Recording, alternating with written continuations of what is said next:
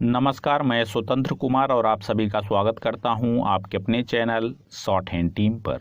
तो दोस्तों, आज के इस वीडियो में रामधारी सिंह गुप्ता खंड 2 के प्रतिलेखन संख्या 55 के डिक्टेशन को हम लोग लेने वाले हैं। इसे हम दो अलग अलग स्पीड में लेंगे। पहली बार में 90 की स्पीड में, तो दूसरी और आखिरी बार में इसी डिक्टेशन को हम लोग 100 की स्पीड में लेने वाले हैं। लेकिन अगर आपको ये नहीं पता है कि इसे संकेत लिपि में किस प्रकार से लिखा जा सकता है, यानी इस प्रतिलेखन के प्रत्येक शब्द की आउटलाइन क्या होगी, तो आप हमारे शॉर्ट हैंड टीम ऐप को डाउनलोड कर सकते हैं। ऐप का लिंक इसी वीडियो के ठीक नीचे डिस्क्रिप्शन बॉक्स में आपको मिल जाएगा। ऐप को डाउनलोड करके इस प्रतिलेखन की प्रत्येक शब्द की आउटलाइन को आप जान सकते हैं। तो 90 की स्पीड में आपका डिक्टेशन स्टार्ट होगा। 5 सेकंड के बाद तब तक के लिए आप रेडी रहें।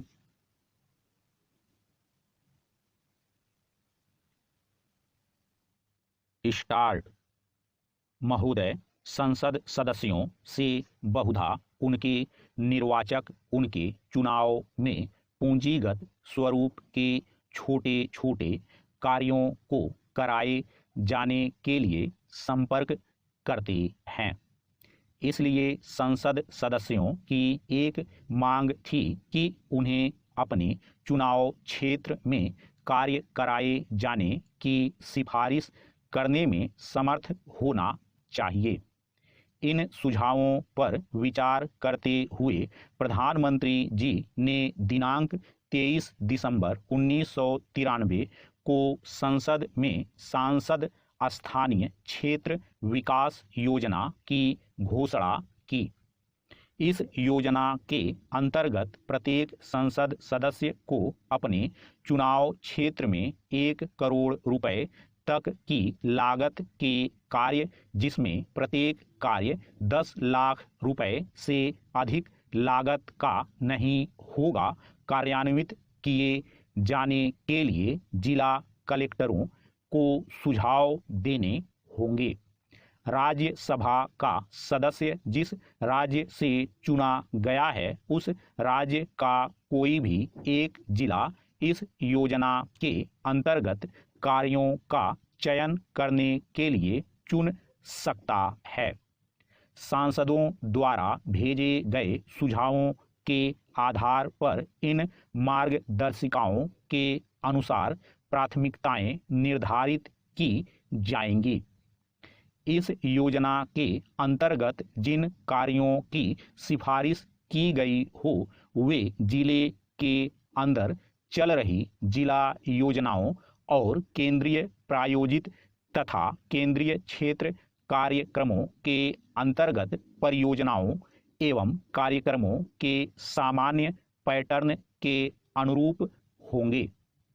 उनका कार्यान्वयन अन्य सभी कार्यों के साथ साथ ही किया जा सकता है, लेकिन एक तरह से वे संसद सदस्य द्वारा अनुशासित कार्य के रूप में अभिव्यक्त होंगे।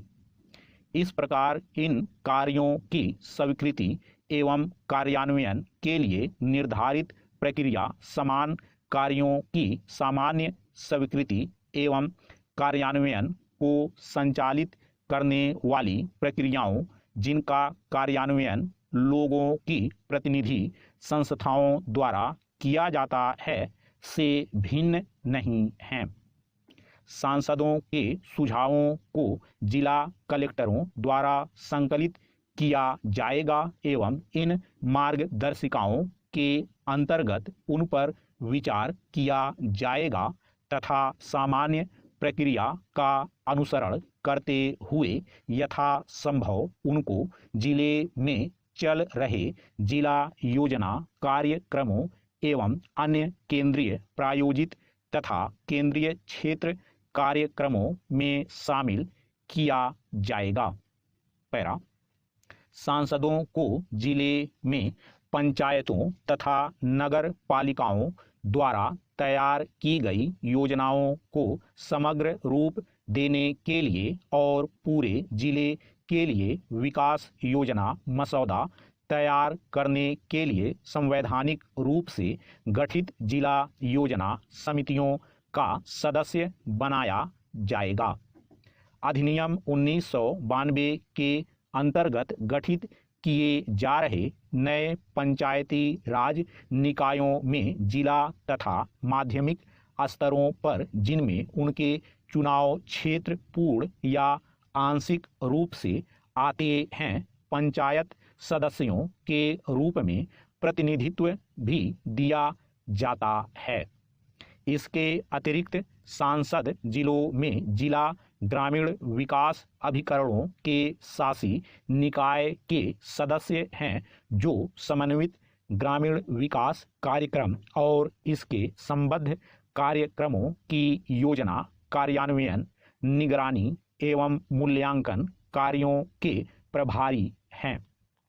यह सब उन्हें इस योजना के अंतर्गत उनके द्वारा चुने एवं सुझाए गए कार्यों को जिला स्तर विकास कार्यक्रमों की योजना एवं कार्यान्वयन के लिए जिला स्तर पर संस्थागत ढांचे द्वारा कार्यान्वित कराए जाने को सुनिश्चित करने का पर्याप्त अवसर प्रदान करता है।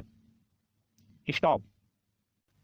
दोस्तों, इसी डिक्टेशन को दूसरी बार में हम लोग 100 की स्पीड में लेंगे और आपका समय स्टार्ट होगा 5 सेकंड के बाद। तब तक के लिए आप रेडी रहें।